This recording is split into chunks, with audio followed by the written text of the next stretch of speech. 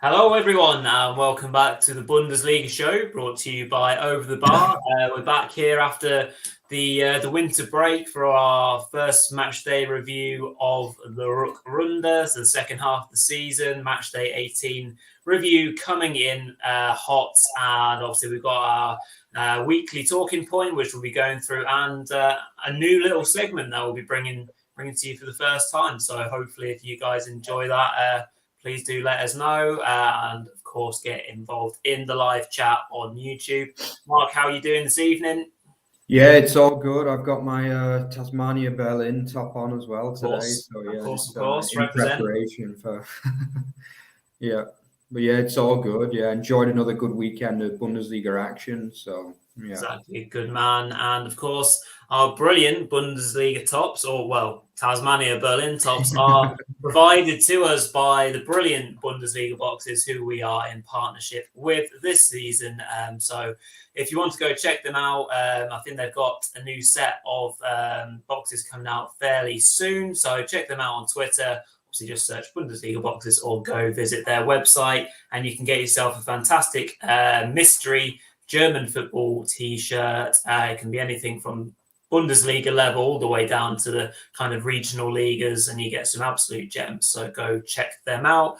Of course, if you like the show, if you like this video, give it a like on YouTube. Come along and enjoy a bit of chat with us. Give us some banter if you agree with our thoughts or not.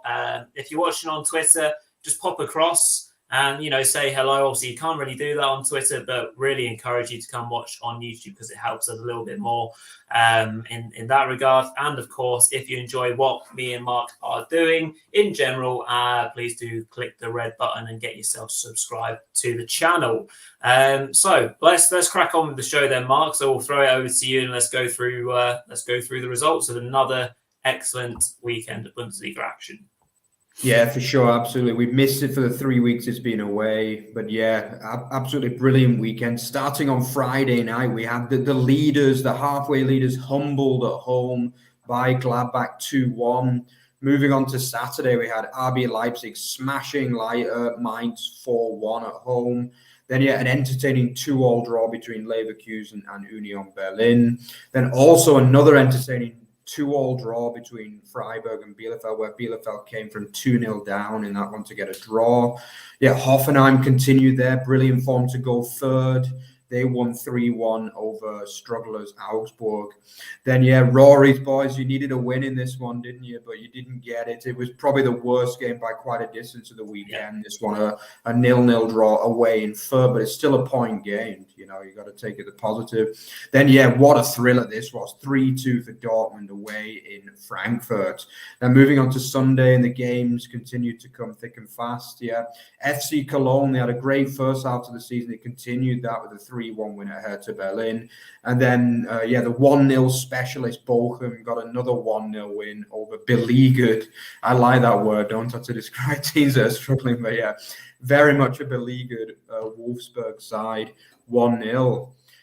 So yeah, let's move straight into the featured four this week. So yeah, I mean, it was really hard to choose enough games this weekend. We were considering changing it to a 5 again this time, but yeah, I think because Man United are playing, we decided to keep it to a 4. But yeah, let's start off with one of those 2-2 draws, entertaining 2-2 draws. It was between Leverkusen and Union Berlin. Obviously, coming into this game, both sides, I think Leverkusen were 4th going into this game, and Union was 6th. So it's very much like a Champions League / European places derby, this one, really. Obviously the big team news before the game, Awani has gone to the Africa Cup of Nations, so he was missing for Union. And then obviously Leverkusen's central defence had the heart ripped out of it, so to speak, losing both Tapsoba to the AFCON and also Kusanu as well. Who's those two have kind of rotated to start alongside Tar for most of the season, but Tar obviously still played.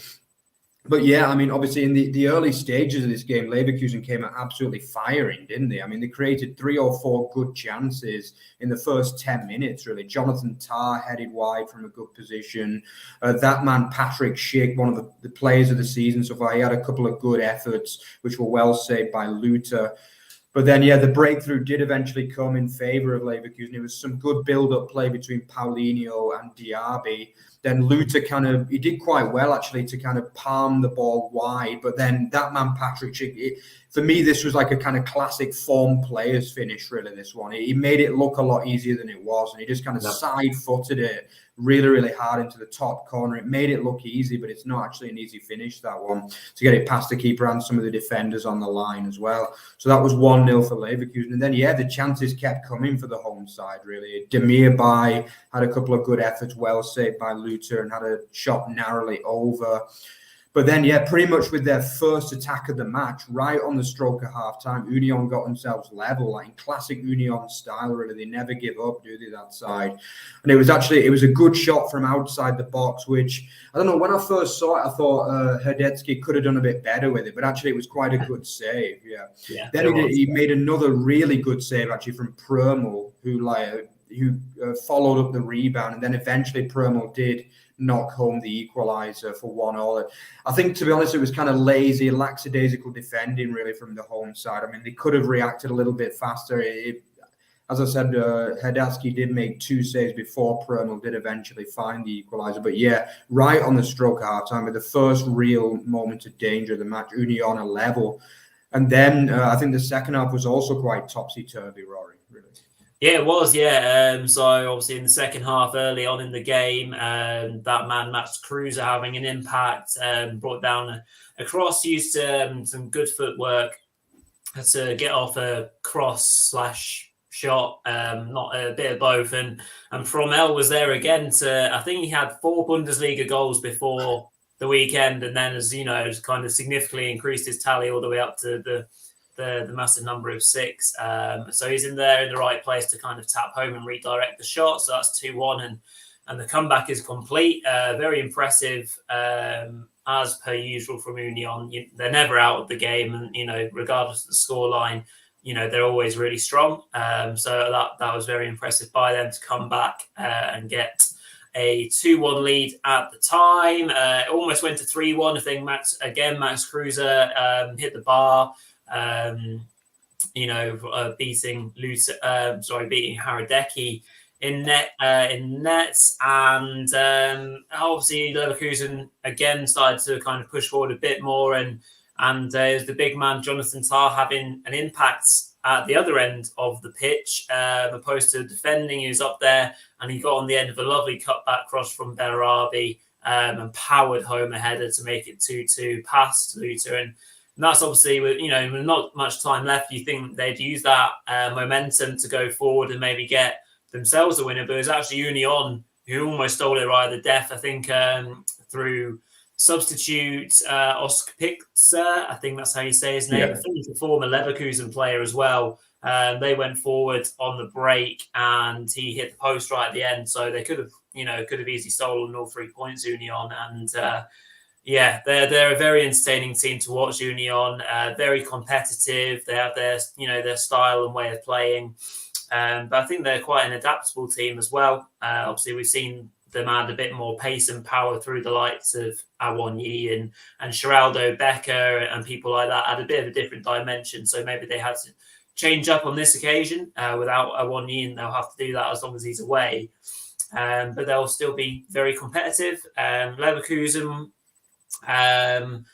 They'll still kind of blow hot and cold, I suspect, throughout the season. They'll be strong at home, of course, and they'll be a constant threat with Patrick Schick scoring hats full of goals. And who's to say that he can't compete with Lewandowski this season? I think he's 4 goals clear of Haaland in second place as well, or something like that. So he's having a superb season. Carrying on that Euro 2020 form or Euro 2021 form. And so he's looking really strong. It's just whether Leverkusen can tighten up at the back to push or to claim the top 4 spot, because it's going to be incredibly competitive with the likes of Hoffenheim, Frankfurt, and anyone else who's in the ring for that top 4 spot. So very entertaining game, and I think a draw was probably about a fair result. Yeah, I think obviously a little bit frustrating for Leverkusen after that first half because they really were dominant in that first half. I thought that was as good as we've seen them for probably a couple of months, really. But I mean, Union are a very, very tough opponent, even without the star player Awoniyi. And as they showed in this game, before you knew it, a few minutes into the second half, they're in front after being battered for large parts of the first half. So you know what kind of competitors they are. As for the table, yeah, I mean, it leaves them. Leverkusen have actually slipped out that top four now into fifth, and Union are down to seventh, but they're still well within the. They're only 2 points. Union away from that fourth spot, and Leverkusen are only 1 point. So it's both sides will probably feel as though they could have won this game because obviously Union did get within 5 minutes of the 3 points in the end. But I mean, I think both will be relatively happy with a point really in the end from this game.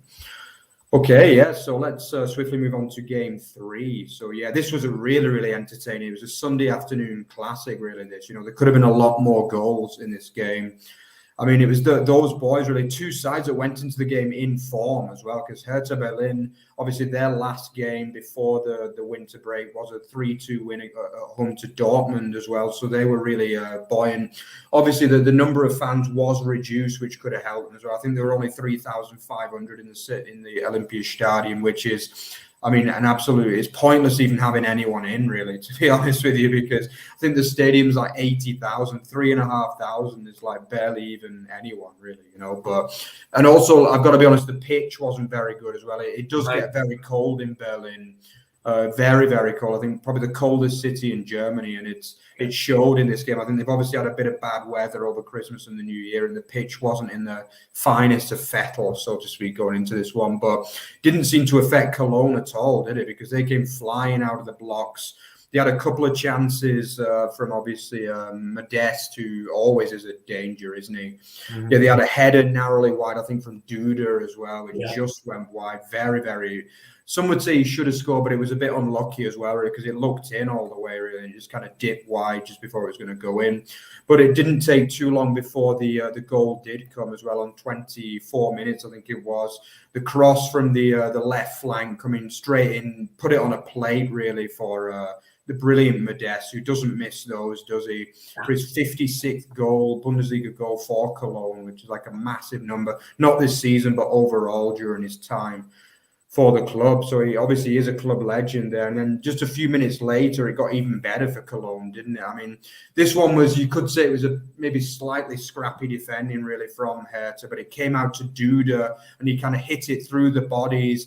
Again, this is another one of those, should Schwolow have done better with it? I don't know really, because he didn't really see it coming through, but it kind of went through his grasp and into the back of the net for 2-0. On the replay as well, one thing I want to mention is that I know that Hertha Berlin have had a few goals disallowed for similar situations in recent weeks. There were two Cologne players standing what could have been deemed in the way of Schwolow as well in offside positions.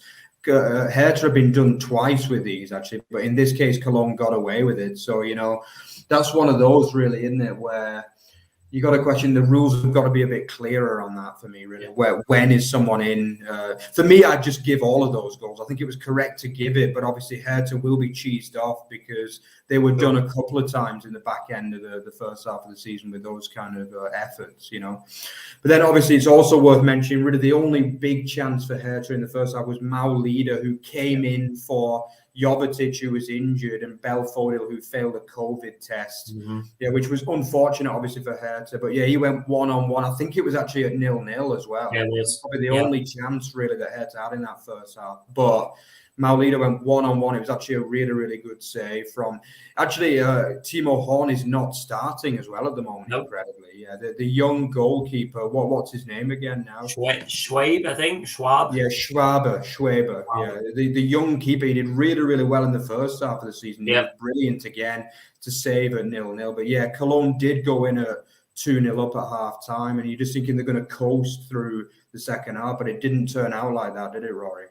No, obviously Hertha came out with a bit more purpose and probably a kind of we've got nothing to lose kind of attitude. We're 2-0 down at home. We have to produce something, even if there's only 3,500 fans being able to watch us. It's probably more, I presume, than most states in Germany are allowed to have in terms of fans. Obviously, Bavaria is basically none, or definitely no fans. No, So, absolutely none in Bavaria. Yeah. I think none in most of Germany now, Yeah. unfortunately. So 3,500's something to get you going, I guess, as a player. So they came out a lot more intent. I think Peter Petre had an early chance for Hertha and forced the young keeper for Köln, Schwaber, into action. Eventually, before they got back into the game, in quite a odd scenario, in the fact that Derrida whipped in a very good ball into the area from far out. It's just one of those ones where no one gets a lick onto it, no one quite gets enough on it.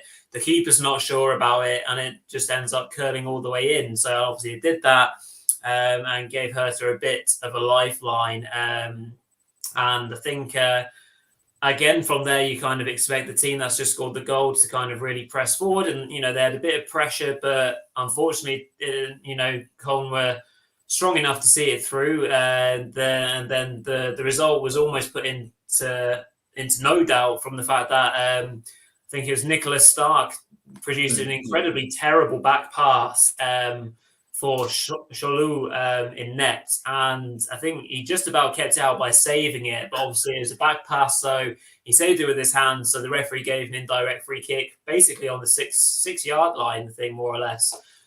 So they teed it up. Mark Rory had the shot, and the keeper saved it very well from basically no distance. So they did well to keep it 2-1 from there. Time's going on, and they're trying to press for a final goal, and then eventually another mistake comes in the fact that Derrida slips and lets through substitute Tiedemann, and he races clear and finishes well when he rounded the keeper to make it 3-1. And that was that.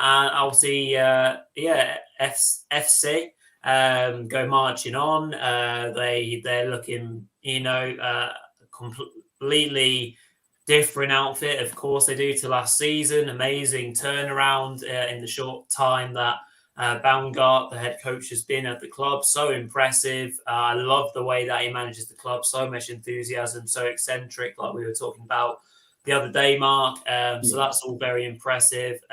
Bringing back Modeste to the club has ended up being a masterstroke, hasn't it? He's, given them a different dimension, along with Mark Rory, who's done really well upon his return to the club.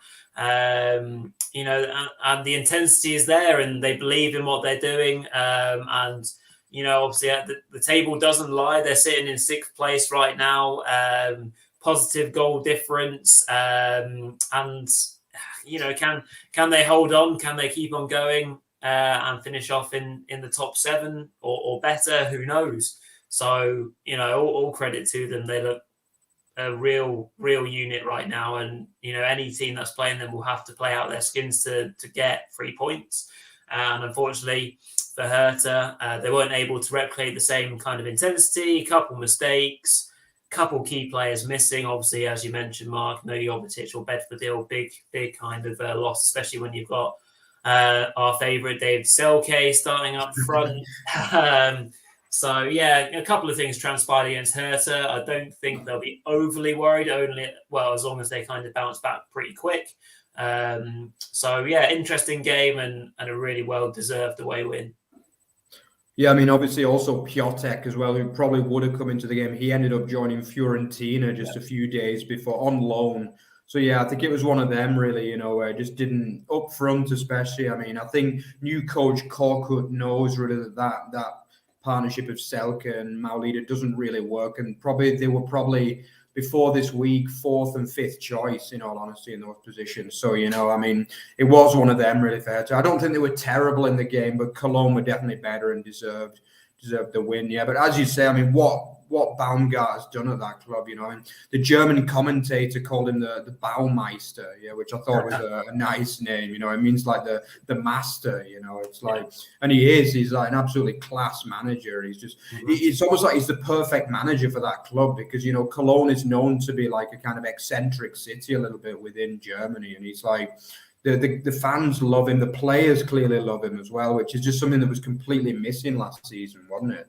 And I just think it's great to see Cologne flying. It's good for the Bundesliga as well to see such a big club with some of the best fans in the best supported league in the world, really, as well. So you can just see what level of fans that Cologne have. And it's great to see them. You never know, we might see them in Europe again. I remember last time they were in Europe, they took about 12,000 to Arsenal or something like that in the Europa League. It's a massive club with amazing support, and it's great to see them flying high this season under the brilliant Baumgart, that's for sure. Yeah, very much agree. So before we go on to the second half of our countdown, we thought this would be a good time to kind of break up the football chat and kind of introduce this new segment that we thought of. So it's a bit of fun, and it's obviously a bit more of a nod to our obviously the German side of things. We want to share with everyone the brilliant kind of phrases and terms that are used in the Bundesliga, much like we've kind of been using the word Rückrunde a lot more in the last few weeks, which obviously is the phrase, the terminology given to the second half of the season. Whereas obviously in England we just say the second half of the season, so it's quite nice to have these phrases and things like that. So we're basically going to do from henceforth a bit of a Bundesliga glossary, A to Z. So we'll do it on our Monday night show, and we'll kind of introduce you to a new phrase every week that hopefully you can use, in and around when you're talking about football. If you're talking about the Bundesliga, if you want to tweet about things, you can use these words and, throw them in and really impress your friends, your colleagues, or whoever you might be using it with. So, of course, we are going to start with the letter A. And the phrase that we're going to use this week is, and I'll try and pronounce it first, then Mark can kind of either shame me or say well done for my pronunciation. So it's Angstgegner. So that's a very basic way of kind of pronouncing it, which basically transfers or translates as the bogey team. So Mark, that you kind of said that to me over our chat, that kind of refers, how does that kind of exactly translate in German? Yeah, like German is quite a literal language. So often what they do with these kind of terms is they put two words together, which is literally what they've done with this word. Like to an English speaker, it looks almost unpronounceable, really, doesn't it? But like, as with many words in German, you just have to break it into two words. So you've got Angst, which is a word that we also use in English, obviously, as well, which means kind of like nerves or fear.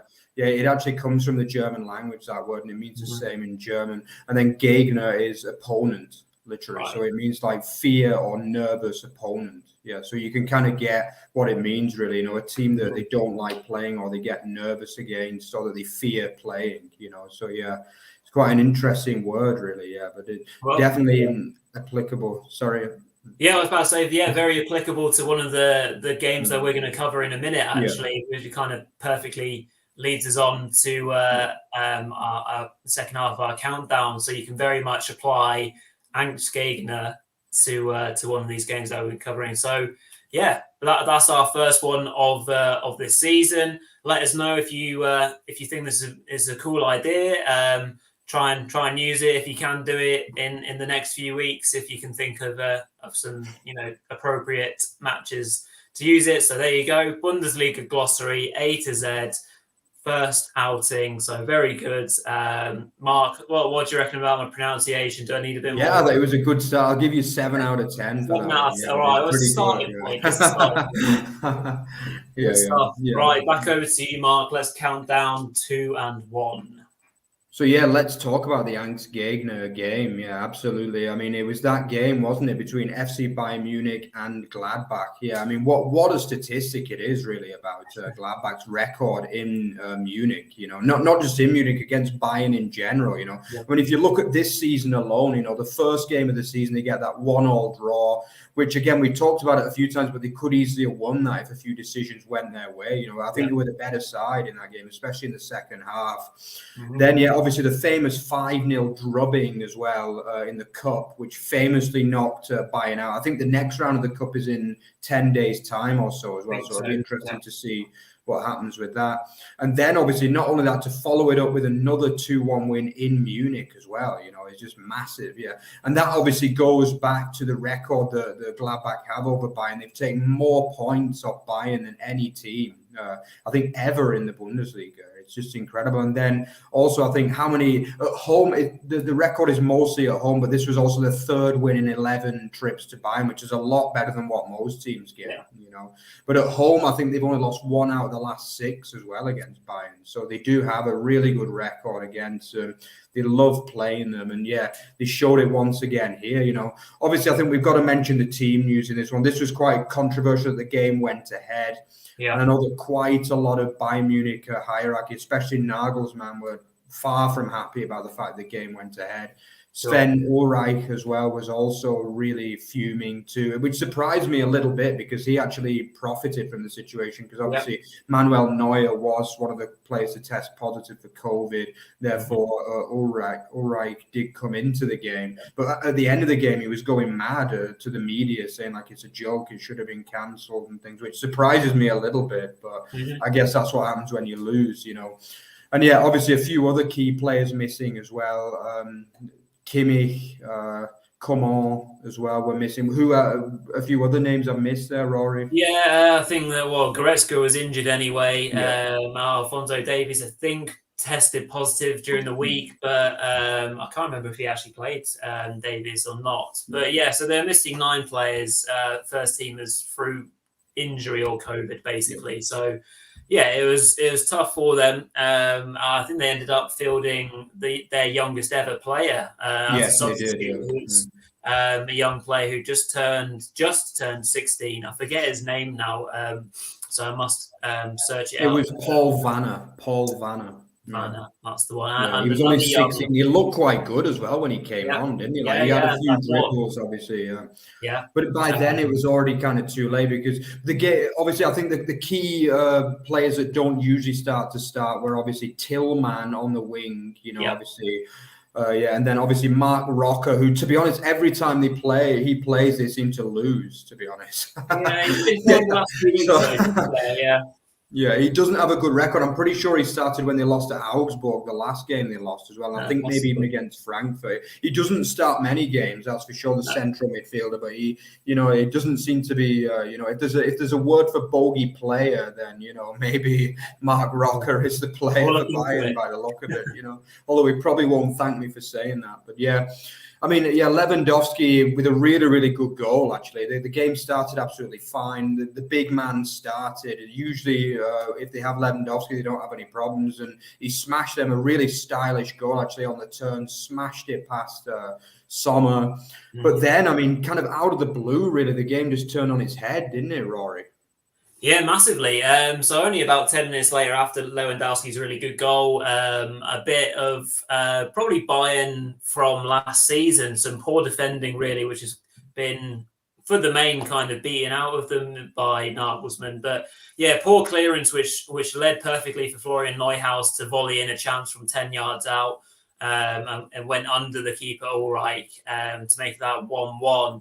And then the comeback was completed again soon after from a very basic source from a corner, a Luka Netz corner, flicked or kind of redirected by Liner to make it 2-1 again. Too much pace to beat the second choice keeper Ulreich in net, so that's 2-1. And the game all of a sudden is on his head. Again, I think the second choice keeper Ulreich was called into action to stop Embolo from scoring. And then, obviously Bayern are chasing the game, which is obviously a position they're not very familiar with. And more often than not, if they are chasing in a game, they would obviously back themselves to come back and, claim the points. And so the second half promised much after a very frenetic first half. And I was basically sat on the M1 watching this game in my car because a massive crash happened and I was stationary. So it gave me an opportunity to watch some of this game. And it was second half was very, as you would expect, lots of Bayern possession, trying to get forward. I think Lewandowski hit the bar from a kind of a looping effort. Sommer was tested by Muller and Musiala as well. So there was certainly lots of pressure being applied. But I thought Gladbach actually dealt with it really well. And if anything, it could have been 3-1 as Stindl played in Alisson Plie right at the end. And he kind of fumbled around with it a little bit and didn't get his shot eventually was blocked. So that kind of sums up Plie in one for me, really not a clinical striker in many regards. If you want someone that you would pin, you've got to score this goal. Who would you choose? I don't think you would choose Alison Plie, unfortunately. And he misses that, and that was really late on the game. So thankfully for him, Bayern weren't able to capitalise, and the game finished, and it was yet another win for Gladbach against Bayern. Yeah, like the phrase. Let me find it again. Angstgegner, yeah, completely applies massively to Gladbach. Very, very good start for them in 2022. Can it be used as a bit of a catalyst for this team? They're such a strange bunch, aren't they? Gladbach, such a talented team, but they can't seem to get it right on a consistent enough basis. It may well just be that it's probably owed to a mid-table finish. I can't see them being involved in a relegation battle, despite how close they were before this game or before this win. So very impressive stuff. Bayern, I think we'll just kind of consider it a bit of a blip. Of course, many things went against them, but they'll still be very disappointed not to have won, despite the fact they're missing X amount of players, I'm sure. And obviously it kind of opens up the title race a little bit, which is exciting, which of course we'll refer to in our kind of number one game without trying to give it away massively. So yeah, very good game of football. Maybe the second half disappointed a little bit, but Gladbach knew what they had to do and they did it very well. Yeah, I mean, let's not take. I saw a lot of people in the German media were saying, like, this win for Gladbach was mostly because Bayern was struck by COVID. And admittedly, they did only have 13 professionals, and they had to supplement the squad with 8 youngsters as well. As we said, Vanna did become the youngest ever Bayern player. But I mean, let's be honest, they still had a lot of the big hitters, didn't they? Gnabry, Lewandowski, sure. Obviously Müller as well. And I mean, it was a weaker side than normal, but it was still a side that was good enough to win this game, that's for sure. And Gladbach played. I think the most impressive thing for me was how they kind of held them out in the second half. Yeah. I wouldn't say it was easy for them, but they certainly weren't under like masses of pressure. I didn't think really. Probably 2-3 half chances, I would say, was the best Bayern created. And I think that is something to move on for Adi Hütter's men, and maybe they can salvage something from this season, because the first half was an unmitigated disaster really for them, apart from probably the 5-0 win over Bayern in the cup, But yeah, definitely the right start, and let's see what they can do for the rest of the season. So let's move on to the game of the weekend, and what a game it was. This was a classic Bundesliga game, wasn't it? Absolutely classic Bundesliga. Obviously, going into the game, Dortmund, this is the game in hand. They know that they've got to win to close that gap to 6 points, which was 9, obviously, going into the winter break. Yeah, I mean, obviously, early on, they looked pretty good. Meunier forcing a really, really good save from Trapp, which kind of clipped the side of the post. It was saved by Trapp, and then he clipped the side of the post and then went wide. Meunier must have been thinking how that didn't go in, really. But was a good save. I think Haaland also tested the goalkeeper early on. It was looking quite, a good start. But you can watch, obviously, is a tricky game for Dortmund. I mean, Frankfurt won 6 of the last 7 games in the first half of the season, so they went into this on very good form.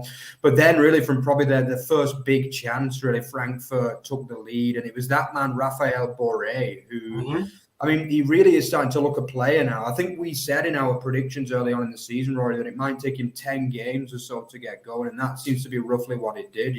He ended up with only 4 league goals in the first half of the season, but I think 3 of them came in the last few games. So yeah, but he started this game well too. Like, it was like a cross coming in from the free kick, again poorly defended by Dortmund. Then it's quite a nice little finish, really. It's a striker's finish, isn't it, really, from Borré? He just kind of like gets his leg on it. Maybe Kobel could have done a bit better. He gets a big hand onto it. He kind of clips the post.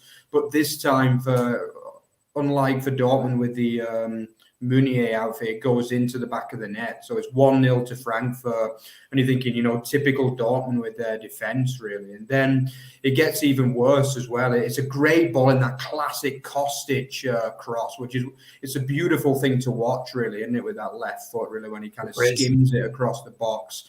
it's poorly dealt with as well, actually, by Royce this time, which I don't know what he's doing in that position, really. But yeah, he ends up like messing it up. And then it's that man Boré again with another striker's finish, which is very, very, in my opinion, kind of positive looking ahead for Frankfurt, because he's starting to get those kind of goals that he wasn't getting early in the season, was he?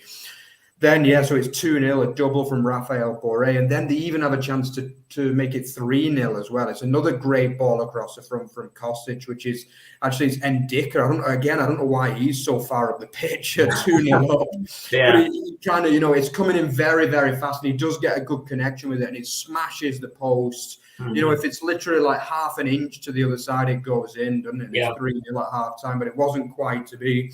And then just pretty much the same thing happened at the other side just before half time, where Marlon misses an absolute sitter, doesn't he? I mean, it hits the post, but how does he miss that? It should be 2-1 going into half time, but it's not. It's 2-0 to Frankfurt, but then what a second half for Dortmund, Rory. Yeah, indeed. And well, we say great second half.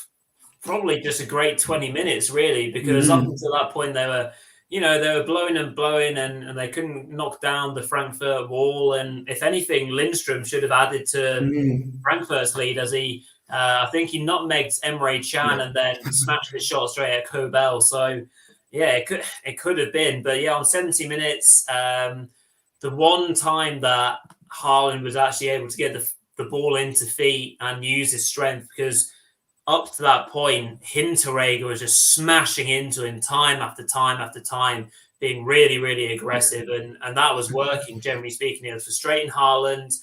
You could tell he almost looked disinterested for quite a while. But ball into feet, good run by Thorgan Hazard. The sub ran off, I think it was Timothy Chandler at the back. And then he gets played for on goal. Very tidy finish, 2-1.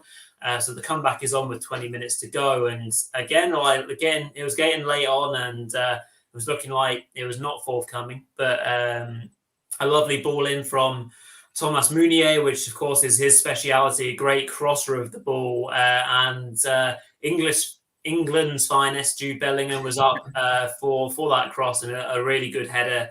Powered it home past Trapp. Couldn't do anything. Trapp had made a really good save, actually, not too long before that to keep it at 2-1. Couldn't do anything about Bellingham's header, so 2-2. You think right from Frankfurt position, just take the point and that you can still be positive about it. And then again, ball into Haaland, kind of tees up his midfield kind of partner in the shape of Dahoud. And he whips in a lovely shot with the instep of his foot, and it nestles into the bottom corner, making it 3-2 just before the 90th minute. And unfortunately, Frankfurt could not respond. They're out on their knees, and Dortmund held on for a massive, massive win. Obviously, if we're looking at a title race with Bayern losing and then Dortmund getting that and cutting the gap to 6 points, it's still a lot, of course. And, Dortmund's frailties at the back, it still seems like an awful lot. But, we have to be positive about how they've responded. Great character. They do have a winning mentality, Dortmund, whatever you say about them defensively and how kind of,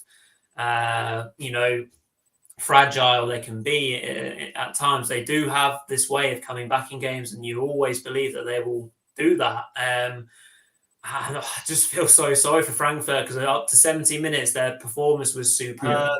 Looked like they were going into the top four, and because the league is so condensed and so close, and obviously the goals swung the wrong way for them, they're now down in 8th, but they're still only 3 points off 4th place Freiburg and 4 points off 3rd place. So, it could have swung either way for them. They could have been looking at top 4 again, as they were for a long period of last season. But it's looking really good from a Frankfurt point of view. If they keep up that level of performance, as you mentioned, Mark, Raphael Boré looks like a really dangerous player now. Cemented his kind of place as the main striker, really. Obviously, they signed Sam Lammers on loan, I think, rather than a permanent signing. He hasn't looked up to the standard of Bundesliga level. So I think it's quite clear that Lammers is second choice to Boré right now. Kostic, of course, key component to everything that Frankfurt do well offensively. And he works hard going back the other way as well. So really, really key that he keeps up his good form. I thought Kamada was quite good. Still haven't seen the best of him just yet, but maybe he's kind of working up a head of steam for a really strong second half of the season. But amazing game of football, really good to watch, and it keeps the title race open, and Dortmund will be absolutely buzzing. But my oh my, they got defensive issues. Yeah, I think obviously also a special mention for Jesper Lindström as well. I think he also came in as their kind of big signing alongside Boré this summer, and he also struggled early doors, but he actually won Young Player of the Month in the Bundesliga for December, which is and he had another good performance here, especially as you say, that little run he did when he nutmegged Chan, and then his finish wasn't great, but still he was probably knackered by the time he got to actually hitting it, But yeah, he's another player that's been really, really good the last 5 or 6 games. So, there's definitely a lot of positives to take from this for Frankfurt. But yeah, they'll be absolutely sick, to be honest, because they could have they had 2 big chances to make it 3-0, really, And I think at 3-0, it's dead and buried because probably Dortmund players let their heads drop really at 3-0. Although, as you say, Dortmund do have that massive winning mentality. And despite being an extremely poor defensive side, I'm sorry, Dortmund, but they are. Yeah. It's going forward, they're even better than, do you know what I mean? They're a brilliant attacking side, and they've always got goals in them, that's for sure. Okay, yeah. So, I think we can quickly go over the talking points of the week. So, we talked a lot about teams at the top of the league this week, haven't we? I think pretty much every game is involving teams that are doing well. But, there is a few teams that are obviously not doing so well, and one of them is Wolfsburg. Yeah, obviously 4th place last year, absolutely brilliant under Frankfurt's now manager Oliver Glasner, and the season has just been an absolute catastrophe, hasn't it, Rory? It really has. Yeah, it's been really, really, really bad. And so obviously we're kind of talking about whether Wolfsburg are, on course for potentially a relegation this season, and you have to kind of look at everything that's gone before them so far this season. So I'll kind of start from the top level, and let's kind of look a little bit. I'll talk about manager misfortune or just downright stupid picks. Like Van Bommel was a bad fit to start with, and they had a bit of momentum at the start of the season, a couple of early wins, winning games that they should have won, and then it all kind of unraveled. The players kind of stopped playing for Van Bommel. They didn't really look like they believed in what they were kind of being told to do.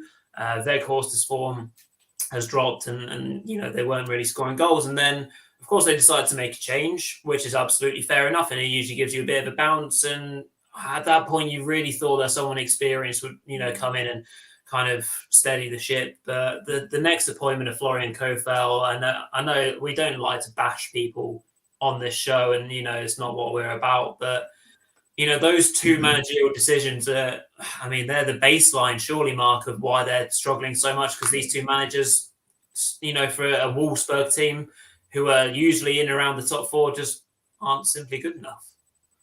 Yeah, absolutely. It's just been a catastrophic decline for me, because they still have the makings of a really good squad, let's be honest. But if you look at some of the players, the likes of Lacroix, his form has just dropped off a cliff edge.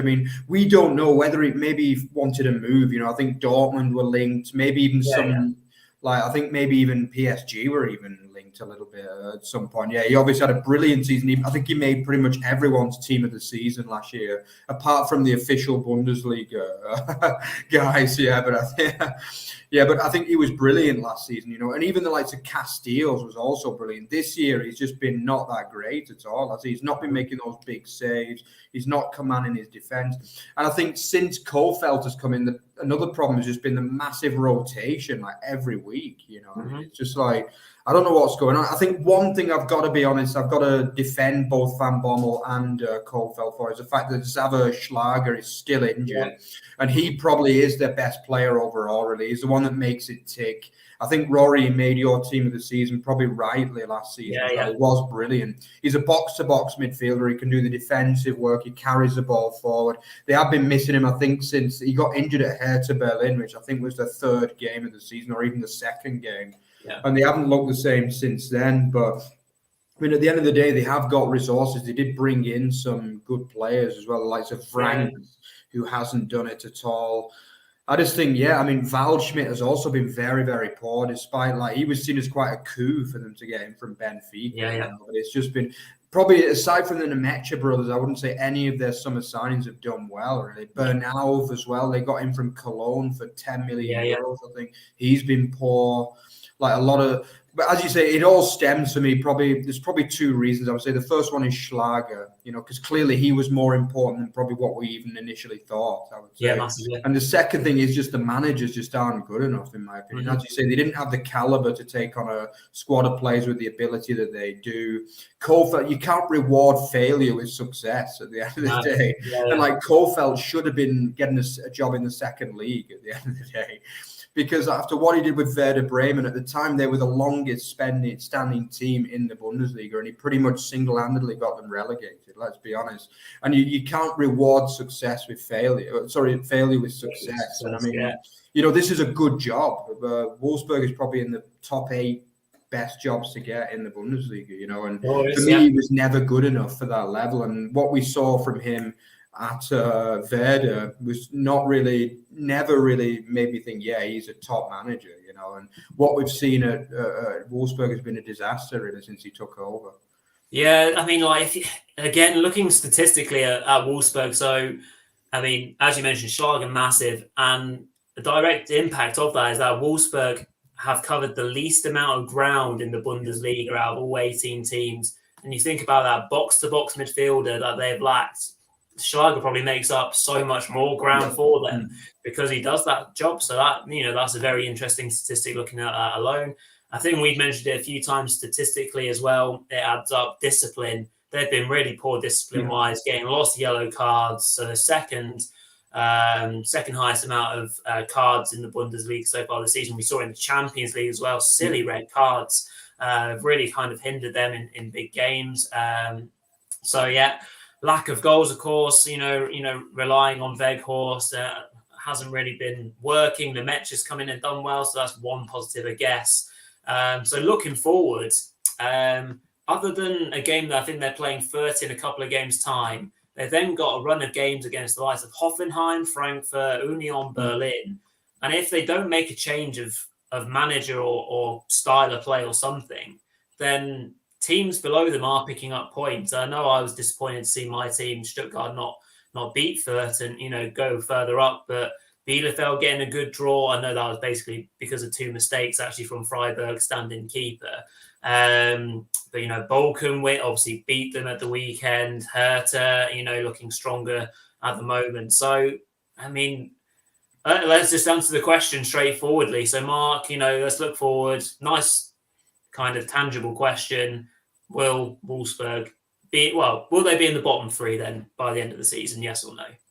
I'm still going to side with no, just because I think I just think the quality will tell eventually, and I do think Kofeld is on borrowed time. Basically, I think if they don't get a win in the next 2 games, they'll sack him before the 3rd game, I would imagine. And I think I can't see him getting a win in either of those 2 games at the minute. So I do see him going, and then hopefully this time they will bring in someone with a little bit more caliber, or at least experience. So I think they'll just about stay up, but I would have them around about 12th to 14th, which is still a very poor season by their standards. Yeah, I mean, I agree. Actually, I don't think they will be relegated. It wouldn't surprise me if they are in around 15th, 16th by the end of the season, and maybe have to get through a relegation playoff match. Who knows? But I don't think they'll be directly relegated. But I mean, who knows the way they're going right now? So very interesting talking point for us to kind of go through there. Let's see how they respond next weekend. Over to you, Mark. Let's close up another good show. Absolutely, yeah. So if you enjoyed what you saw here on the Bundesliga review show, remember to follow our Twitter at @OverTheBarFB and at @OverTheBarExtra.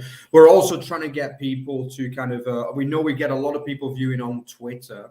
And also, it would be great if some of you guys could switch over to our YouTube as well, because first of all, it's good for you guys because you can interact with us more as well, because we do, obviously, our live comments as well. It's great to hear what you guys think about some of the stuff we say as well.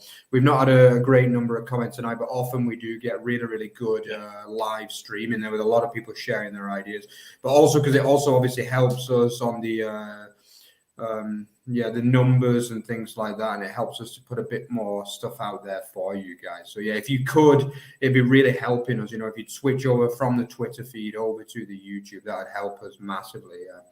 It's and as you can see there, if you're interested, it's the youtube.com/overthebarfb written in that way. But yeah, good. And then also remember the over the bar stuff in general, otbfootball.net. That's like the centerpiece of our stuff. Like you can see everything. I think Rory, you did an article was it a week ago or so? Yeah, a couple of weeks ago, on what we can maybe expect from the second half of the season. And like I said, a very open race for fourth place and a very unpredictable relegation race, which I'm sure we will see.